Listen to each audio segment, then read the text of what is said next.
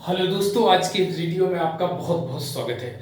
दोस्तों, आज मैं खनिज का अर्थ बताऊंगा, उसके कौन कौन से प्रकार हैं तथा ऊर्जा के कौन कौन से संसाधन हैं इनके बारे में बताऊंगा।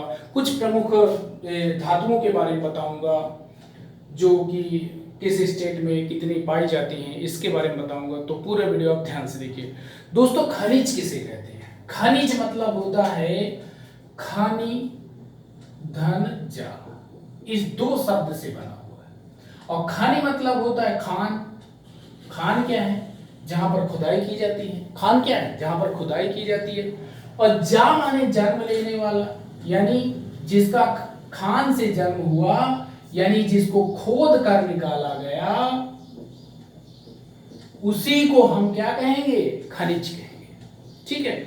लेकिन अगर बात करें कि पदार्थ, ऐसा पदार्थ होता है जो प्राकृतिक रूप से, ऐसे पदार्थ जो प्राकृतिक रूप से उपलब्ध होते हैं और उनकी निश्चित संरचना होती है, तो खनिज किन्हें कहेंगे? ऐसे पदार्थ, यानी एक ऐसे पदार्थ होते हैं जो क्या होते हैं? जो प्राकृतिक रूप से उपलब्ध होते हैं। प्राकृतिक रूप से उपलब्ध होते हैं और क्या होता है? उनकी एक निश्चित आंतरिक संरचना होती है। जो खनिज होते हैं वो प्राकृतिक, वो ऐसे पदार्थ होते हैं जो प्राकृतिक रूप से उपलब्ध होते हैं, वह उनकी निश्चित आंतरिक संरचना होती है। वह निश्चित आंतरिक संरचना, जो आंतरिक संरचना होती है वो क्या होती है? निश्चित होती है। और ऐसे पदार्थों को हम क्या कहते हैं? खनिज कहते हैं। अब जो प्राकृतिक रूप से उपलब्ध होना चाहिए और उनकी जो संरचना है, आंतरिक संरचना, वो निश्चित होना चाहिए, तो ऐसे पदार्थों को हम कहते हैं खनिज। सामान्य बोलचाल की भाषा में जो पदार्थ खोद कर निकाले जाते हैं उनको हम खनिज कहते हैं। ठीक है। तो चलिए दोस्तों, बात करते हैं खनिजों की। तो खनिज मेनली हम देख लें धात्विक खनिज, अधात्विक खनिज और ऊर्जा खनिज। ये इसके तीन प्रकार खनिज के हैं। जिसमें धात्विक खनिज वो होती है जिसमें धातुएं होती हैं, जिसमें पहली लौह धातु वाली, जो जिनमें लौह धातु होती है, दूसरा अलौह वाली धातुएं, और तीसरा हो गया बहुमूल्य धातुएं। तो दोस्तों, इसमें लौह धातुएं कौन कौन सी हैं? जिसमें लौह अयस्क हो गया, जिससे लोहा तैयार होता है, मैग्नीज हो गया, निकेल हो गया और कोबाल्ट हो गया। ये कौन सी धातुएं हैं? ये है आपकी लौह धातुएं, जिनमें लोह का, यानी लोहे का अंश पाया जाता है, उन्हें हम कहेंगे लौह धातुएं। अलौह धातुएं क्या है? जिनमें लोहे का अंश नहीं पाया है, जैसे तांबा, सीसा, जस्ता, बॉक्साइट। ये ऐसी धातुएं हैं जो क्या है? अलौह धातुएं हैं। अब कुछ बहुमूल्य धातुएं हैं, जैसे सोना, चांदी, प्लेटिनम। ये ऐसी धातुएं हैं जो बहुमूल्य धातुएं हैं। ठीक है।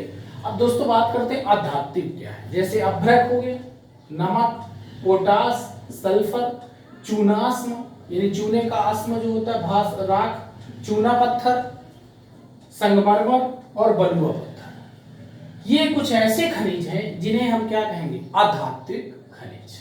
ठीक है। अब ऐसे खनिज जो हमें ऊर्जा देते हैं, जिसमें कोयला हो गया, पेट्रोलियम और प्राकृतिक गैस, ये ऐसे खनिज हैं जो कि ऊर्जा खनिज के नाम से जाने जाएंगे। ठीक है। अब दोस्तों, ऊर्जा संसाधनों की अगर बात करें तो ऊर्जा संसाधन दो तरह के होते हैं। परंपरागत ऊर्जा संसाधन, एक गैर परंपरागत ऊर्जा संसाधन। परंपरागत संसाधन वो हैं जिनका हम यूज करते हैं और यूज के बाद वो पूरी तरह से खत्म हो जाते हैं। उनको फिर से उनका निर्माण या फिर से उनका उपयोग नहीं किया जा सकता है, तो उन्हें हम कहेंगे परंपरागत संसाधन। जैसे आप कोयला जलाते हो, तो कोयला जलाने के बाद जब जल जाता है कोयला, तो आप फिर से उस जली हुई राख को ऊर्जा उससे प्राप्त नहीं कर सकते हो।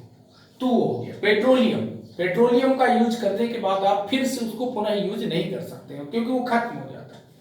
प्राकृतिक गैस हो गई और विद्युत ऊर्जा हो गई। ये कुछ परंपरागत ऊर्जा के संसाधन। गैर परंपरागत ऊर्जा के संसाधन वो होते हैं दोस्तों जो क्या होते हैं? जिनको हम फिर से उपयोग कर सकते हैं, जैसे सूर्य ऊर्जा, सौर ऊर्जा। सौर ऊर्जा क्या है? सूर्य की रोशनी है, वो तो अनवरत चलती रहेगी, वो खत्म नहीं होगी, चाहे जितना उसका यूज करो। तो सौर ऊर्जा, पवन ऊर्जा जो हवा के द्वारा प्राप्त की जाती है, जैसे हवा चलती रहती है स्पेशली समुद्र किनारों में या ऐसे क्षेत्र में जहां हवा तेजी के साथ चलती है, तो वहां पर बड़े बड़े फैन टाइप के लगा करके और उससे ऊर्जा उत्पन्न की जाती है, उसी को कहते हैं पवन ऊर्जा। ज्वारीय ऊर्जा क्या है? समुद्र किनारे जब ज्वार और भाटा यानी चढ़ता हुआ जो लहरें हैं, बड़ी बड़ी लहरें आती हैं, तो उन लहरों के द्वारा ऊर्जा जो प्राप्त की जाती है उसे ज्वारीय ऊर्जा कहते हैं। भूतापीय ऊर्जा क्या है? जैसे सूर्य की रोशनी के द्वारा या सूर्य की या पृथ्वी के अंदर जो मैग्मा है या पृथ्वी के अंदर जो कुछ रासायनिक क्रियाएं होती हैं और सूर्य के द्वारा जो पृथ्वी गर्म होती है, उस पृथ्वी के अंदर से जो ऊर्जा प्राप्त की जाती है उसे हम कहते हैं भूतापीय ऊर्जा। नाभिकीय ऊर्जा क्या है? जैसे आपका यूरेनियम हो गया, यूरेनियम के नाभिक को तोड़ करके ऊर्जा प्राप्त की जाती है। तो ऐसी ऊर्जा जिसको हम बार बार उपयोग कर सके उन्हें हम कहेंगे गैर परंपरागत ऊर्जा के संसाधन, और जिनका प्रयोग क्या करें, एक बार प्रयोग करने के बाद उनको पुनः से यूज ना किया जा सके, तो वो हो गए परंपरागत संसाधन।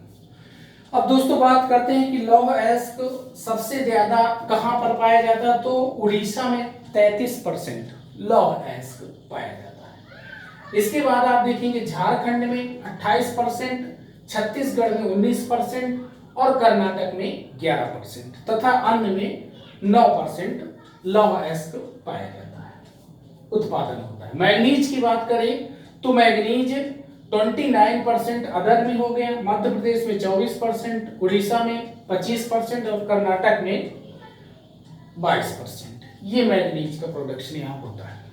इसके बाद तांबे की अगर बात करें तो सबसे ज्यादा तांबा राजस्थान में, इसके बाद मध्य प्रदेश में, झारखंड में तीसरे नंबर पे और फिर अन्य राज्य इसमें आते हैं।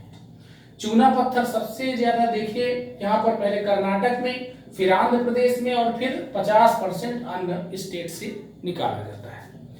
तो चलिए ये कुछ चीजें मैंने आपके साथ डिस्कस किया। वीडियो पसंद आया चैनल को सब्सक्राइब करो, दोस्तों में शेयर करो। मिलते हैं अगले वीडियो में, तब तक के लिए नमस्कार।